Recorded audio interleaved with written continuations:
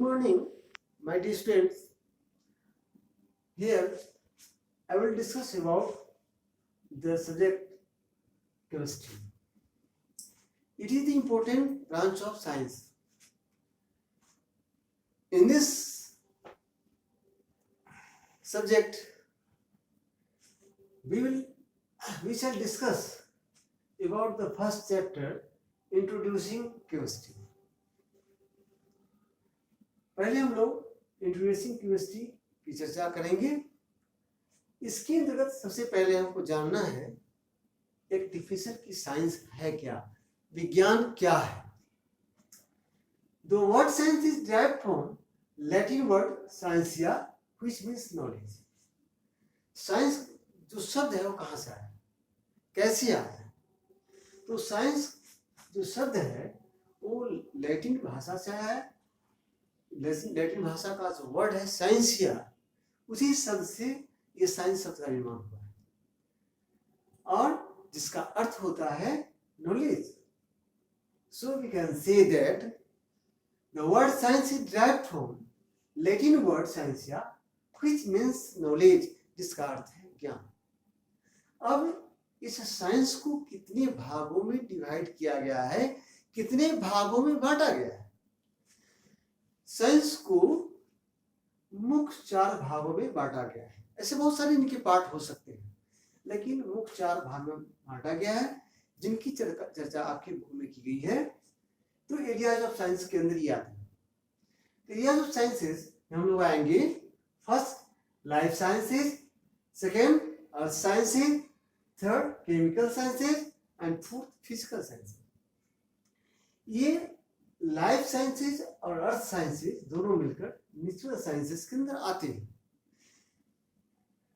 हालांकि बहुत गहराई से सोचा समझा जाए तो सारे के सारे पार्ट कहीं ना कहीं नेचर से ही संबंधित है, परंतु आपकी पुस्तक के अनुसार लाइफ साइंसेज और अर्थ साइंसेज को नेचुरल साइंसेज के अंदर रखा गया है।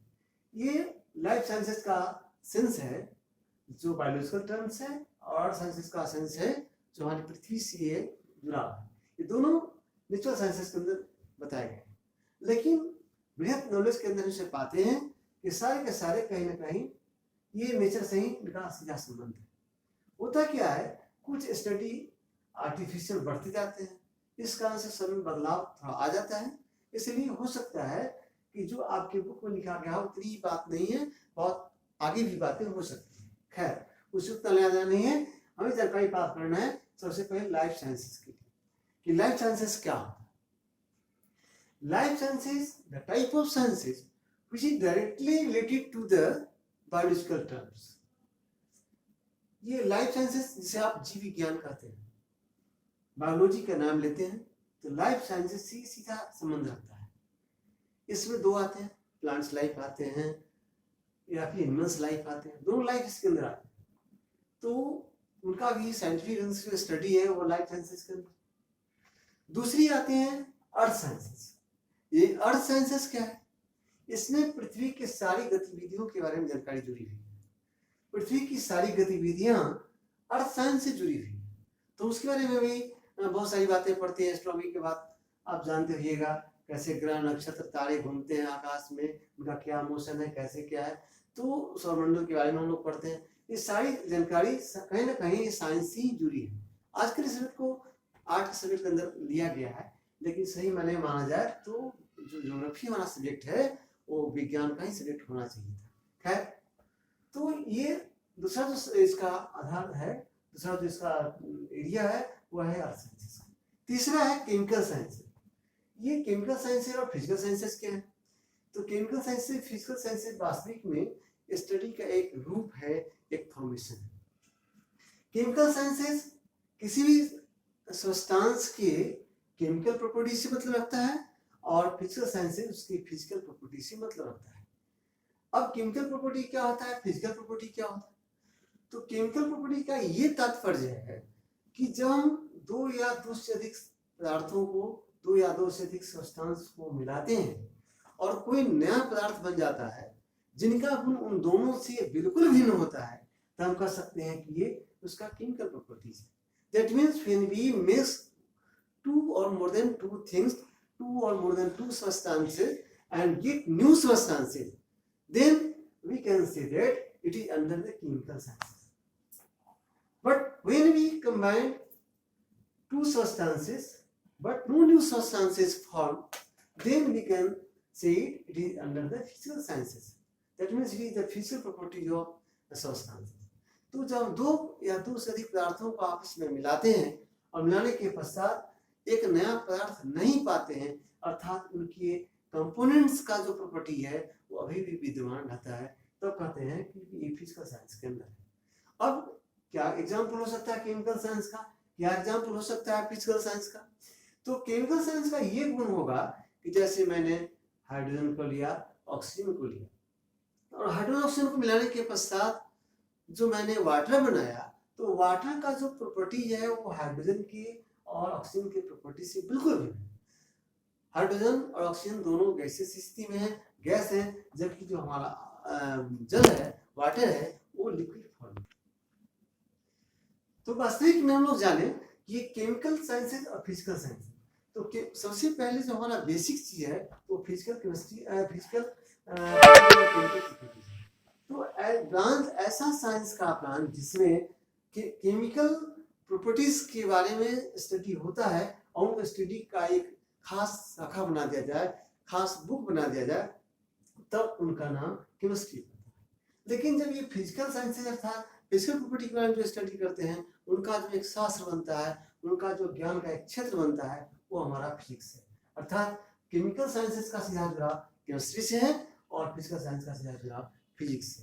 अब तो आप समझ गए होंगे कि केमिकल साइंस से फिजिकल साइंसेज का जुड़ाव विज्ञान के किस भाग से, किस शाखा से। तो केमिकल साइंसेज का जुड़ाव केमिस्ट्री से है, फिजिकल साइंसेज का जुड़ाव फिजिक्स से है, इसी तरह से लाइफ साइंसेज का जुड़ाव बायोलॉजी से है और अर्थ साइंसेज का जुड़ाव ज्योग्राफी से है। ठीक है, तो अब हम लोग नेक्स्ट टर्म में आते हैं कि हमें तो पढ़ना है केमिकल साइंस के बारे में, केमिस्ट्री के बारे में। अभी तो मैं बतला रहा था साइंस के प्रकार के रूप में, क्योंकि इंट्रोड्यूसिंग करना था हमें, इसलिए इसके अंदर थोड़ी सी चर्चा हमने कर दी। अब हमको आना है कि केमिस्ट्री के बारे में चर्चा करनी है। तो केमिस्ट्री क्या है? What is chemistry? Chemistry is the science of the elements, but it is not the it does not fulfill the definition of science, but it is that branches of science in which chemical property of elements are studied, which I have told you earlier। मैं कुछ समय पहले भी आप लोगों को बताया था कि केमिकल साइंसेज अर्थात केमिकल प्रॉपर्टी का जो स्टडी है उसी के अंदर इसको लेते हैं। अब एलिमेंट्स का ये साइंस कैसे है, कैसे हम कहेंगे कि एलिमेंट्स का साइंस? तो पूरी ब्रह्मांड की रचना जो हुई है विभिन्न प्रकार के एलिमेंट से ही हुई है। आप जानते होंगे कि 118 एलिमेंट बेसिक एलिमेंट है, लेकिन आज बढ़ते बढ़ते बहुत आगे तक भी लोग जा रहे हैं। शुरू में तो 108 थे, पहले उससे भी कम थे, लेकिन धीरे अभी तक इतने रिसर्च में आ गए हैं। तो जब सारे ब्रह्मांड की रचना एक खास एलिमेंट से ही हुई है और उनके बारे में जो हम स्टडी करते हैं, इस प्रकार हम कह सकते हैं कि chemistry is the science of elements. यह एलिमेंट्स का साइंस है। It is that branches of science in which chemical properties of elements are studied. लेकिन इस एलिमेंट्स का जो ब्रांच है, एलिमेंट्स के बारे में जो हम स्टडी करते हैं, तो इसका खास तौर से हम केमिकल स्टडी ज्यादा करते हैं, इसलिए केमिस्ट्री के अंदर ही आता है। अब हम लोग आएंगे नेक्स्ट टर्म जो आपकी बुक में दिया गया है, वो अर्ली हिस्ट्री ऑफ केमिस्ट्री। इसकी चर्चा की गई है आपकी बुक में। ये अर्ली हिस्ट्री ऑफ केमिस्ट्री क्या है? तो अर्ली का मतलब होता है प्राचीन इतिहास, शुरू वाले इतिहास में जो केमिस्ट्री के बारे में चर्चा की, उसके बारे में हम जानना चाहते हैं। तो जानिए कि शुरू में लोग जो हमारे साइंटिस्ट थे, शिक्षाविद थे, ज्ञानी लोग थे, आपस में बैठकर एक पदार्थ को दूसरे पदार्थ से मिलाया करते थे और मिला के देखते थे कि वास्तविक में नया कोई पदार्थ बन जाता है क्या, कोई नया चीज मिल जाएगा हमें क्या। इस खोज में पड़े रहते थे, इस उधेड़ बुन में पड़े रहते थे। तो अर्लियर जो शिक्षाविद थे, अर्लियर जो हमारे साइंटिस्ट थे, उन्होंने प्रयास किया, उन्होंने कोशिश की कि हम कोई नया पदार्थ बनाएंगे, नई चीज बनाएंगे, और इस आधार पर उन्होंने इसके बारे में स्टडी करना शुरू किया। हम न्यूटन साहब की चर्चा करते हैं तो हम पाते हैं कि अर्ली हिस्ट्री और केमिस्ट्री के अंदर हम उदाहरण स्वरूप न्यूटन साहब को ले सकते हैं। ऐसे बहुत सारे वैज्ञानिक थे, इनके अलावा भी आर्किमिडीज साहब थे, बहुत सारे वैज्ञानिक थे जिन्होंने अर्ली हिस्ट्री ऑफ केमिस्ट्री में काफी योगदान दिया। शुरू में इनके बारे में काफी स्टडी किया। भले ही न्यूटन साहब का जुड़ाव आज मोशन से या फिर फिजिक्स से बहुत सारे चैप्टर में उनका नाम पाते हैं, इसका मतलब ये नहीं कि सिर्फ उनका जुड़ाव फिजिक्स से है, उनका जुड़ाव साइंस के बहुत सारे शाखाओं से है। तो उनका भी इसमें योगदान था। आर्किमिडीज साहब थे, इसलिए बहुत सारे साइंटिस्ट हुए।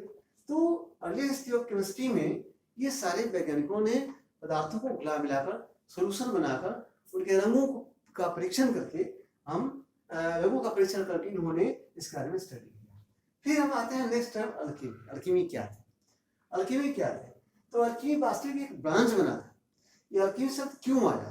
अभी मैंने आपसे चर्चा की कि केमिस्ट्री जो है की जब बात हो रही थी, इनसे जुड़े लोग जो है एक ही शरीर से नहीं जुड़े थे, कई शरीर से जुड़े थे। तो अल्कीमी का जो स्टडी है वो क्या स्टडी है? तो अल्कीमी में विभिन्न तरह की साइंस, ये सारे साइंस एक साथ जुड़े थे, यहाँ तक कि एस्ट्रोनॉमी भी जुड़ा हुआ था। तो बहुत सारे जो ये साइंस के पार्ट्स एक साथ मिले हुए थे, जिससे लोगों ने प्रयास किया कि अपनी दुनिया में, अपने वर्ल्ड में नई सुधार कर पाए। और सुधार का जो क्षेत्र था वो अल्कीमी कहलाया, और इसके जो सुधार करने वाले जो शिक्षाविद थे अल्केमिस्ट के नाम से जाने गए। ठीक है, नेक्स्ट क्लास हम नेक्स्ट वीडियो में आपको प्रस्तुत कर रहे हैं। Thank you.